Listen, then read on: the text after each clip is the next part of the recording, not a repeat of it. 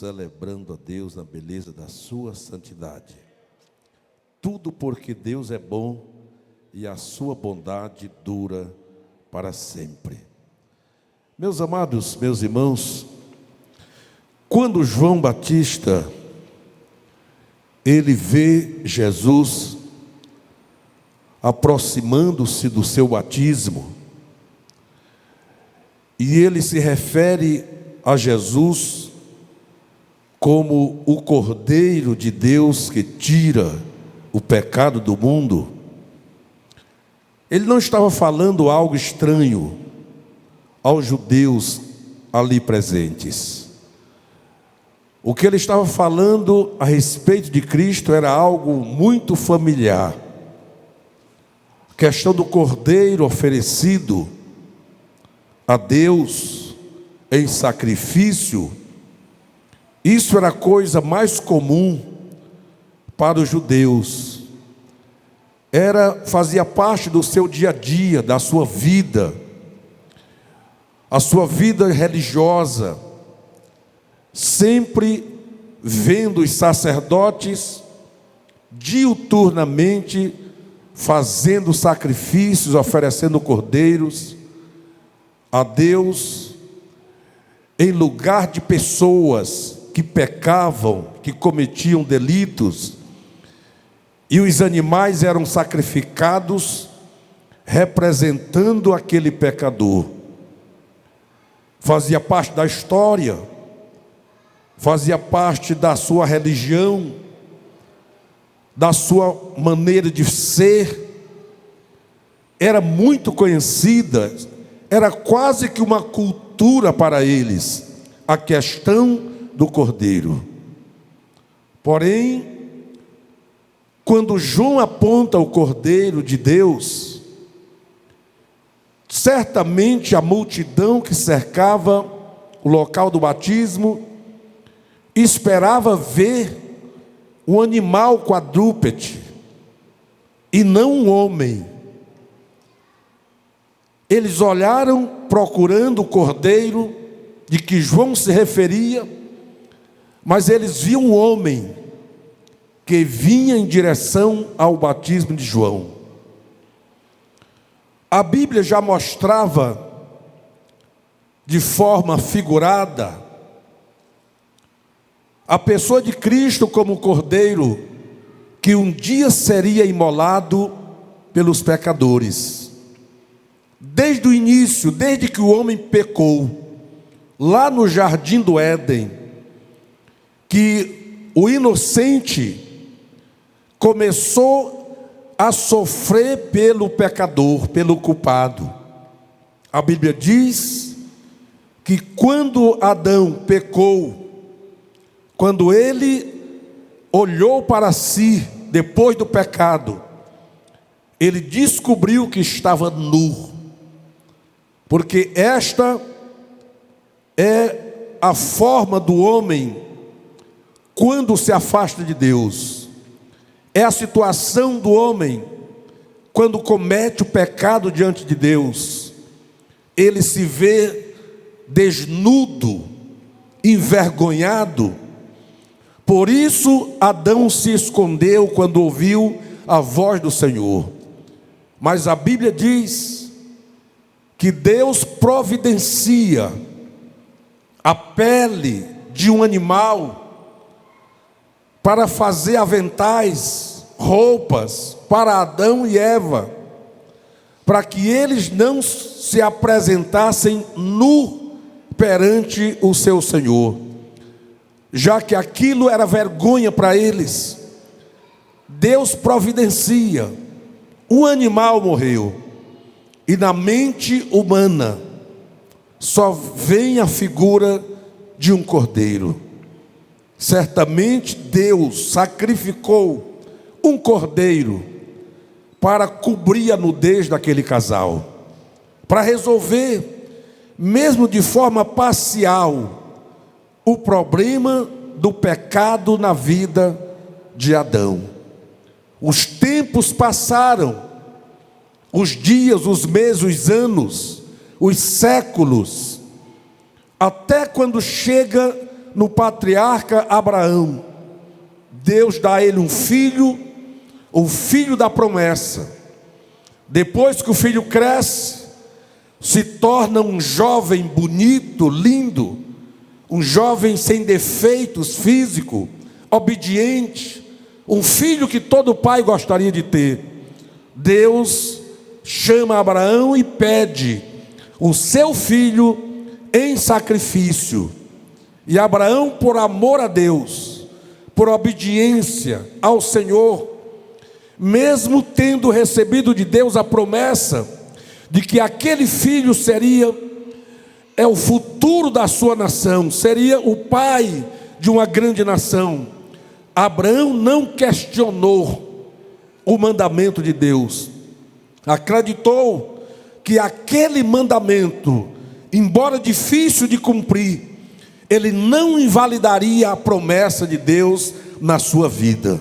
Creu, acreditou e foi com Isaque até o Moriá, subiu no monte, construiu um altar de pedras, colocou a lenha em cima das pedras, convenceu o jovem que ele seria sacrificado a Deus e isso valia a pena.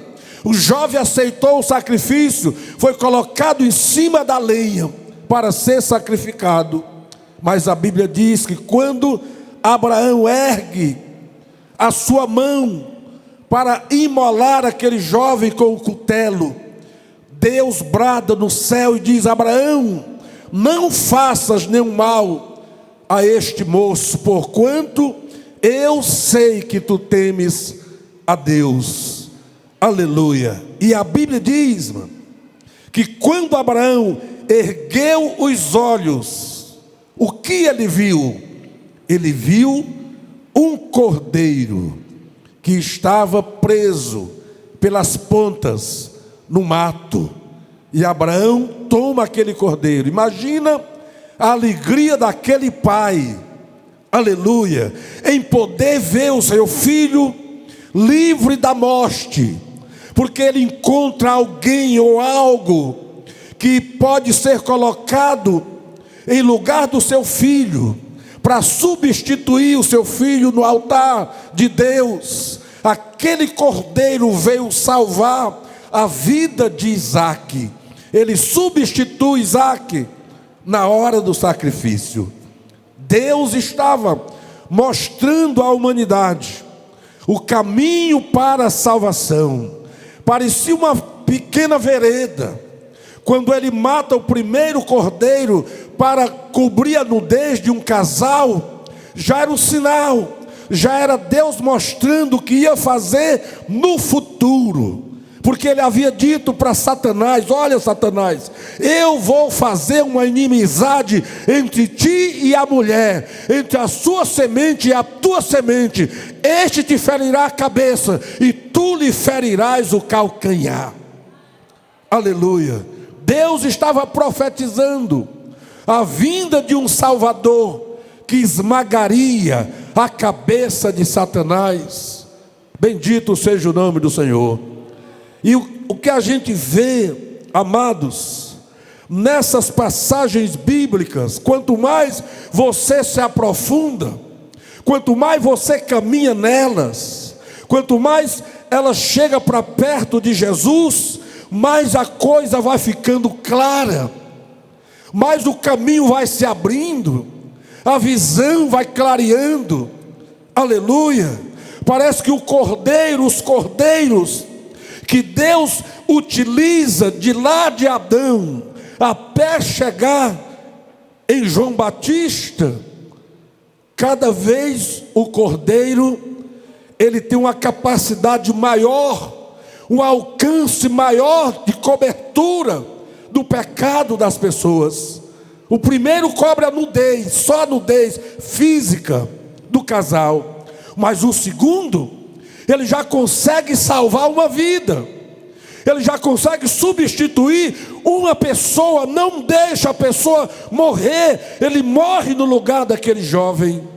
Aleluia. Mas quando a gente chega no capítulo 12 do livro de Êxodo, ali A gente vê na instituição da Páscoa um cordeiro mais poderoso do que o primeiro e do que o segundo, porque esse cordeiro do Egito, que agora seria imolado e o seu sangue colocado nos umbrais das portas das casas dos judeus, esse cordeiro, a sua morte, ela conseguia salvar uma família inteira.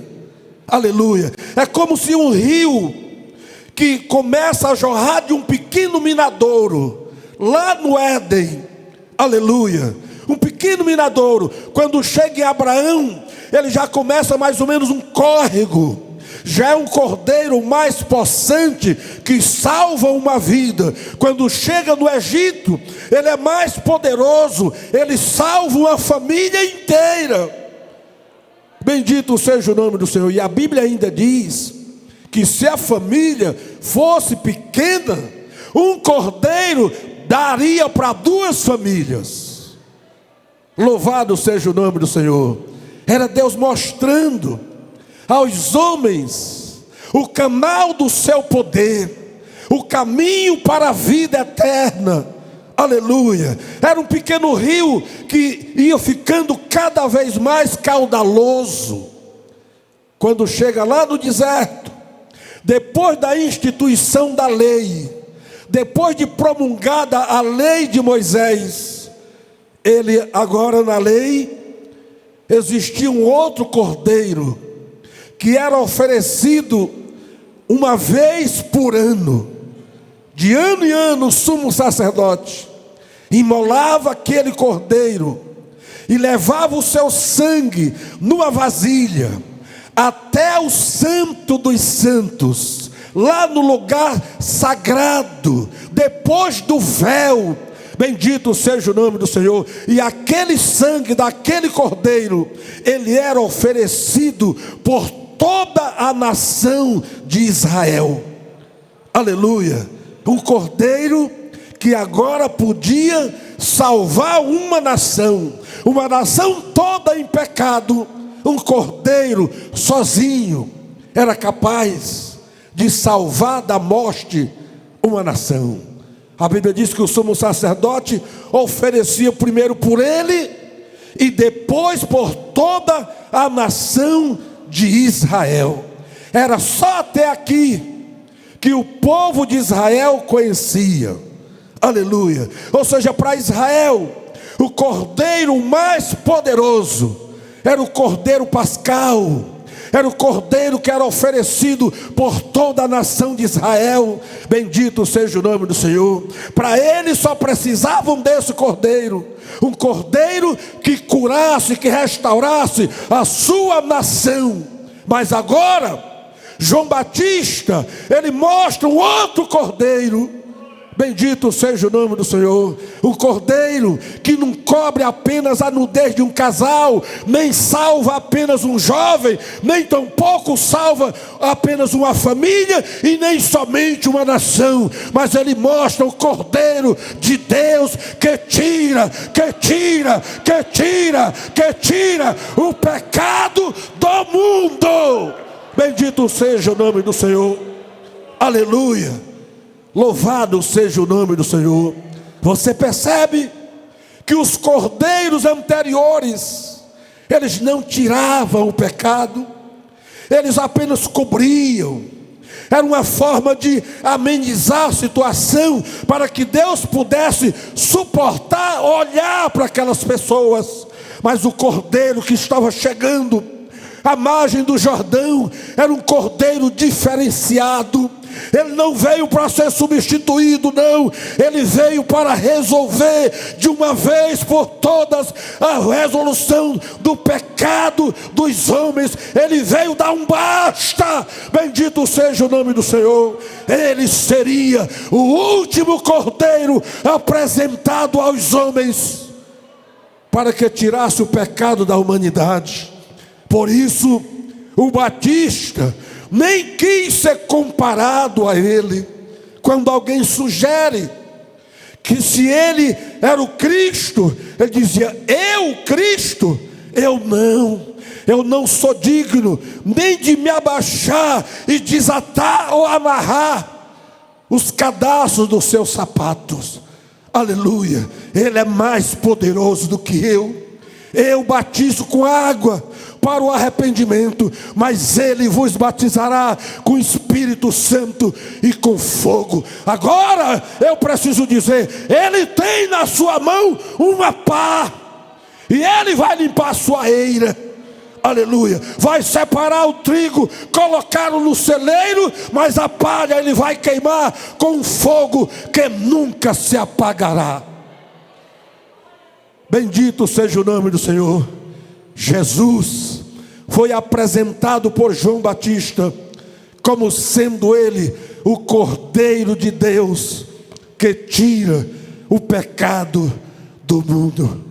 Aleluia.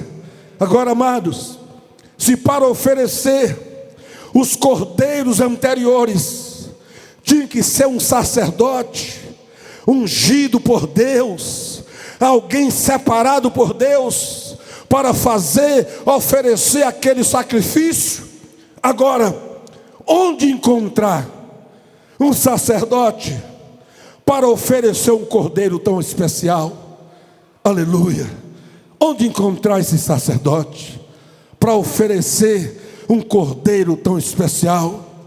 Um cordeiro que veio ser oferecido uma vez só.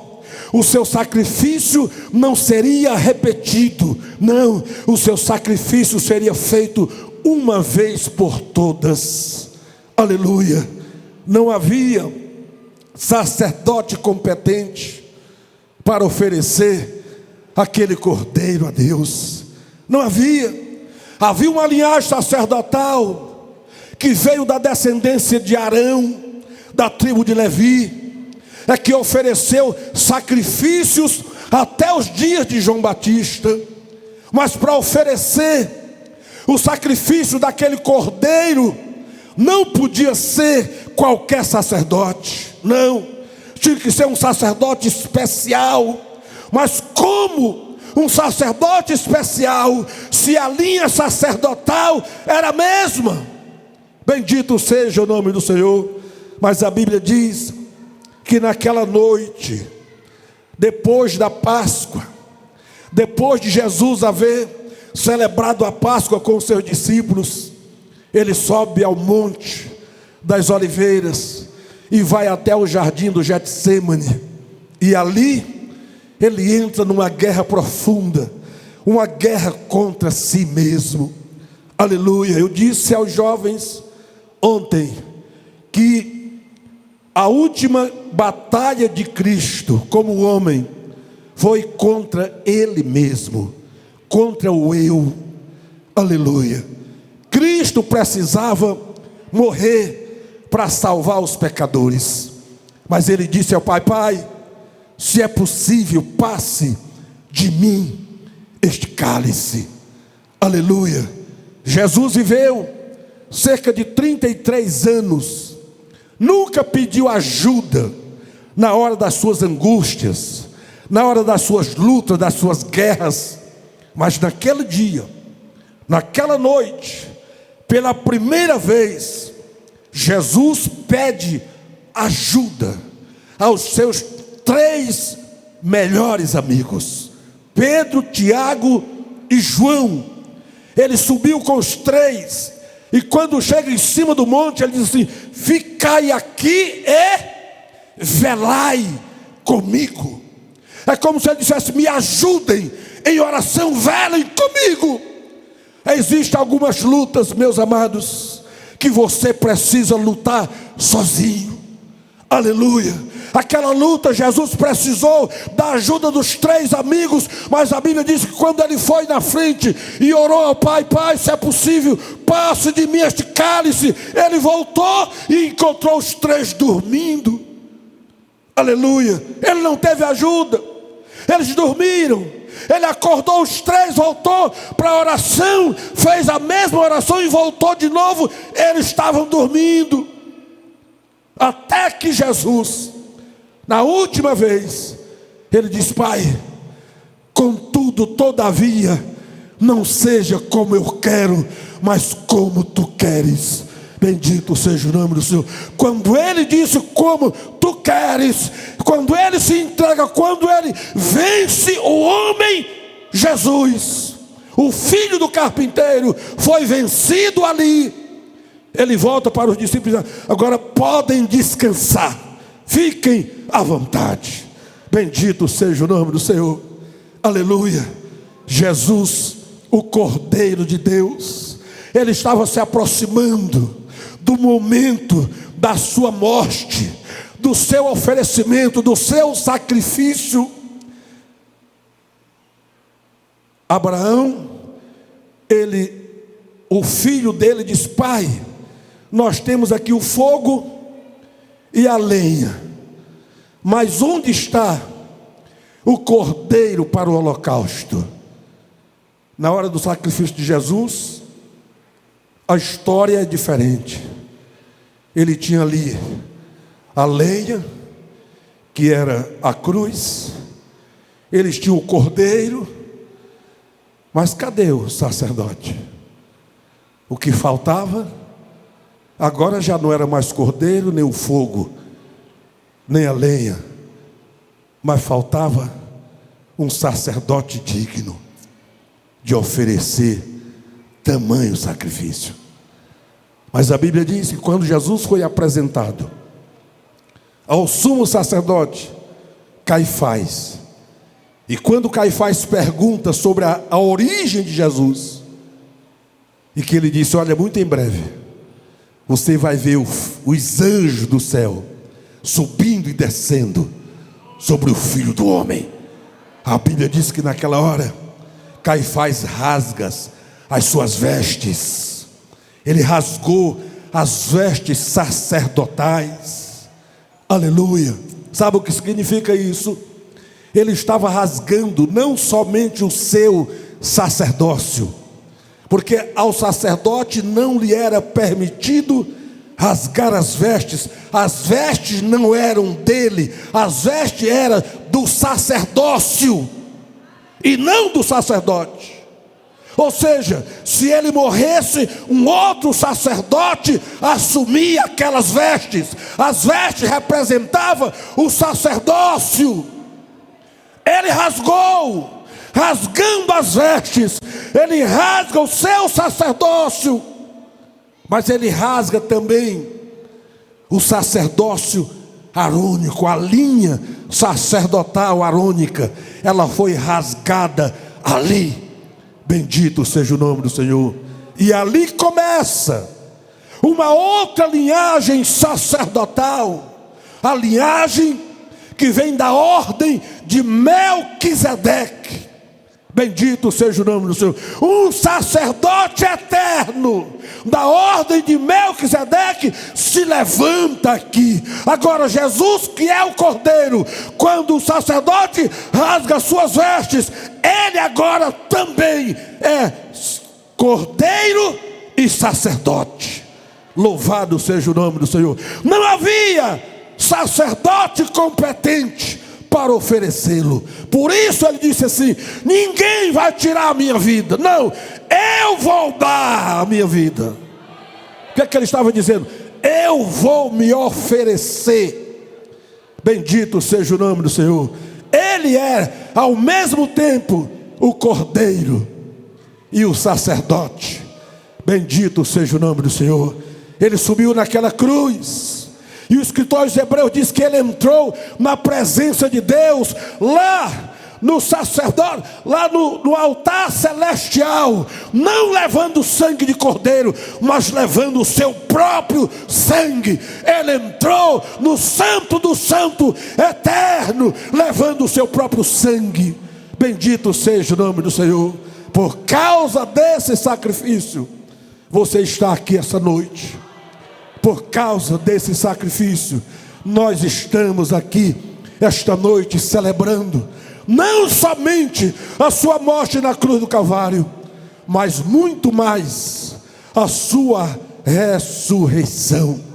Pois num dia como este, onde o mundo por aí ainda velam a figura de um corpo morto, imóvel, um Cristo carregado nas ruas, nas costas das pessoas.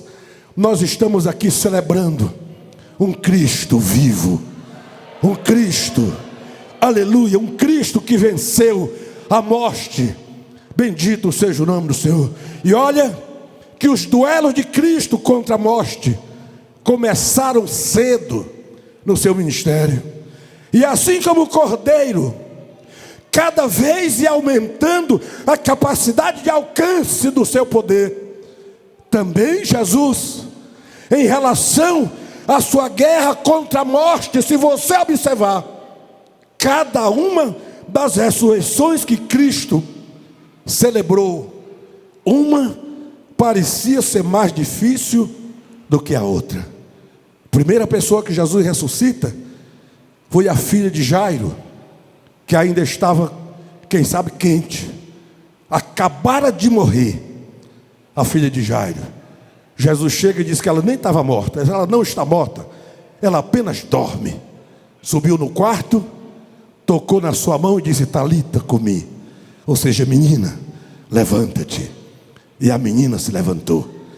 Quem sabe alguém podia dizer: mas ela nem estava morta, estava só dormindo. Ela ainda estava quente, quem sabe apenas tinha dado aí como a gente diz lá no interior, um passamento, desmaiou. Ele ressuscitou. O filho da viúva de Naim, ele já fazia alguns dias que tinha morrido, porque já estava sendo levado ao cemitério, já tinha sido velado, não sei quantos dias ele foi velado em casa, e agora já estava sendo conduzido em direção ao cemitério, já estava dentro do esquife, aleluia. E Jesus chega, toca no esquife, os carregadores do defunto param, e Jesus olha para ele e diz assim: mancebo, o jovem, a ti te digo, levanta-te. E o jovem se assentou. Bendito seja o nome do Senhor. Jesus venceu a morte aqui, aleluia. Mas Lázaro, já faziam 4 dias que estava enterrado. Parece que cada dia a coisa ia se agravando mais. Mas mesmo depois de 4 dias, Jesus chega na beira do túmulo, manda tirar a pedra e dá uma ordem: Lázaro, vem para fora. E Lázaro se levanta. Depois de enterrado 4 dias, ele se levanta. Bendito seja o nome do Senhor. E sai vivo para a alegria da sua família, aleluia. Mas agora a coisa era mais grave, porque a morte agora alcançou Jesus. É Ele quem morreu. Ela matou Jesus. Ele foi enterrado. Colocaram uma pedra na boca do túmulo. Bendito seja o nome do Senhor. Mas a Bíblia diz que era manhã cedo, quando as mulheres foram visitá-lo no túmulo, honrá-lo, levando perfume, ungüentos para ungí-lo, ungiu o seu corpo. E quando chegaram lá, a pedra estava removida, aleluia. Um anjo assentado sobre ela as cumprimenta, dizendo: salve mulheres, a quem buscai? E ela disse: a Jesus Cristo. Ele disse: não está mais aqui, porque já ressuscitou. Bendito seja o nome do Senhor. Ele venceu a morte em definitivo. Ele venceu a morte. Bendito seja o nome do Senhor. Triunfou e está sentado à destra de Deus, e está nessa noite no meio desta igreja para ser glorificado por ela e bendito por ela. Bendito seja o nome do Senhor. A igreja do Senhor tem motivo de sobra para glorificar a Deus, porque o seu Cristo, o seu Salvador, o seu Redentor não está morto, Ele está vivo. Ele está vivo. Se levantem, porque Ele está vivo. Ele está vivo. Bendito seja o nome do Senhor. Aleluia. Nós temos crença no amanhã. Nós temos crença no amanhã. Por quê? Porque Ele está vivo. Porque Ele está vivo. É o único povo na face da terra que não tem medo do amanhã, não tem medo do porvir. Não, por mais que as pessoas tentem nos assombrar com o final dos tempos, a igreja se revigora e se alegra. Bendito seja o nome do Senhor, porque o final dos tempos não limita o poder nem a marcha da igreja. Ela vai continuar marchando. Mesmo depois do tempo, a igreja continua, porque a igreja é maior do que o tempo. Bendito seja o nome do Senhor. Eu edificarei a minha igreja, disse Jesus, e as portas do inferno não prevalecerão contra ela. Você é noiva de Cristo. Você é a igreja do Senhor. A igreja do Senhor é viva. A igreja do Senhor é alegre. A igreja do Senhor tem esperança. Bendito seja o nome do Senhor.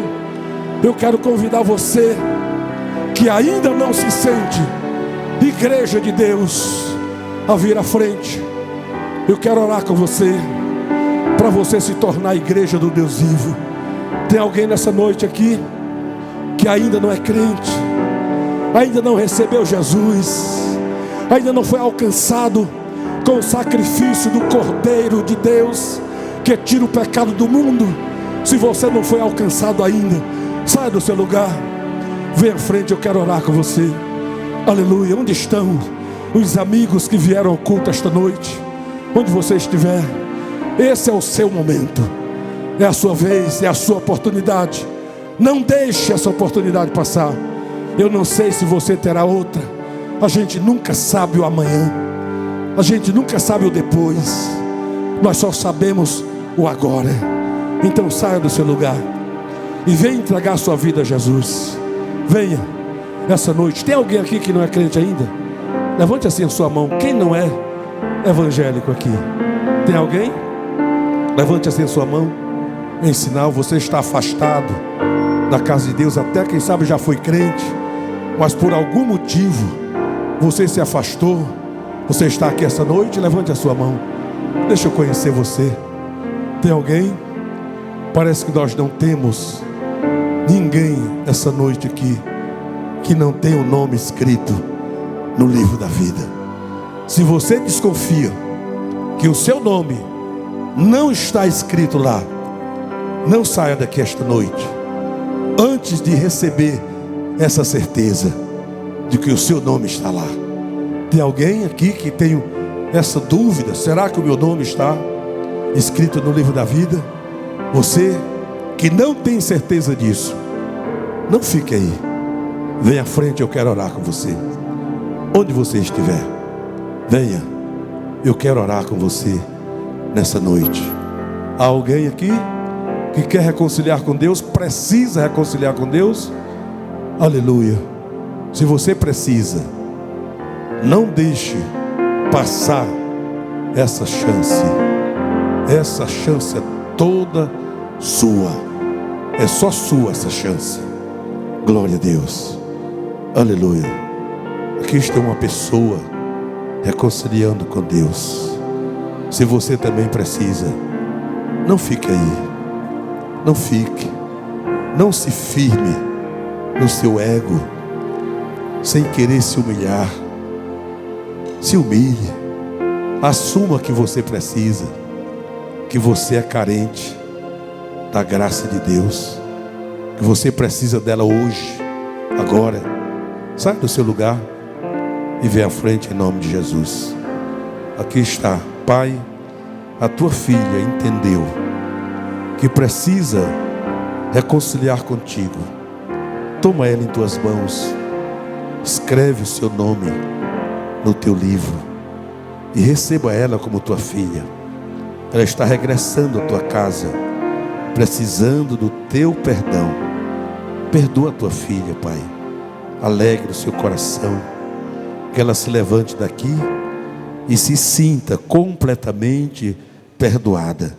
Que nenhuma acusação venha sobre ela, mas que a beleza do perdão se reflita no seu sorriso a partir de hoje, Assim oramos sobre ela, agradecidos, no nome de Jesus. Amém. Deus te abençoe. Esse choro aí é bem diferente do anterior. Amém? Glória a Deus. Os dizimistas dessa semana, venham à frente para a igreja orar com você. Você que dizimou na casa de Deus ao longo dessa semana, venha à frente. A igreja vai orar sobre a sua vida. Venham todos os dizimistas dessa semana. Glória a Deus. Aleluia. Chamar o presbítero Marcos para orar por vocês, dizimistas da casa de Deus, agradecendo a Deus pelo culto.